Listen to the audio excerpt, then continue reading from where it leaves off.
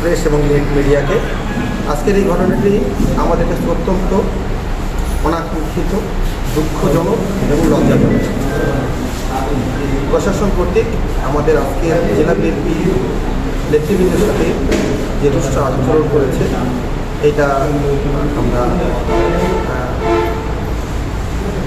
প্রতিবাদ বলবো না, আমরা এখানে কষ্টই পেয়েছি, কারণ আমরা সকলে মিলে আগামী দিনে দেশ গড়ার কাজে আমরা আজকে তারেক রহমানের 31তম বাস্তবায়নের লক্ষ্যে আমরা কাজ করে যাচ্ছি। আজকে এই সরকারি উপদেষ্টা আসছে, আমরা তাদেরকে সার্বিক সহযোগিতা করতে চাই।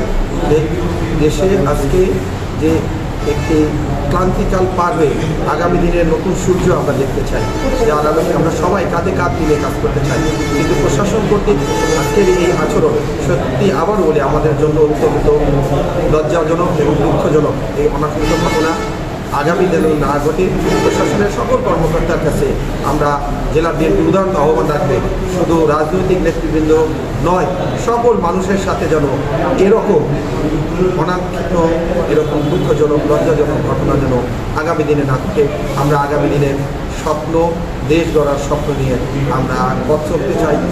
আমরা এই ঘটনার জন্য আবারও দুঃখ প্রকাশ করছি এবং আমরা সেই সাথে আমাদের এই মিনি স্টেডিয়াম শুধু যেন স্টেডিয়াম হিসাবেই না থাকে, আগামী দিনে নাটোরে যেন জাতীয় পর্যায়ে সকল খেলাধুলা নাটোরে যেন অনুষ্ঠিত হয় সকল স্টেডিয়ামে।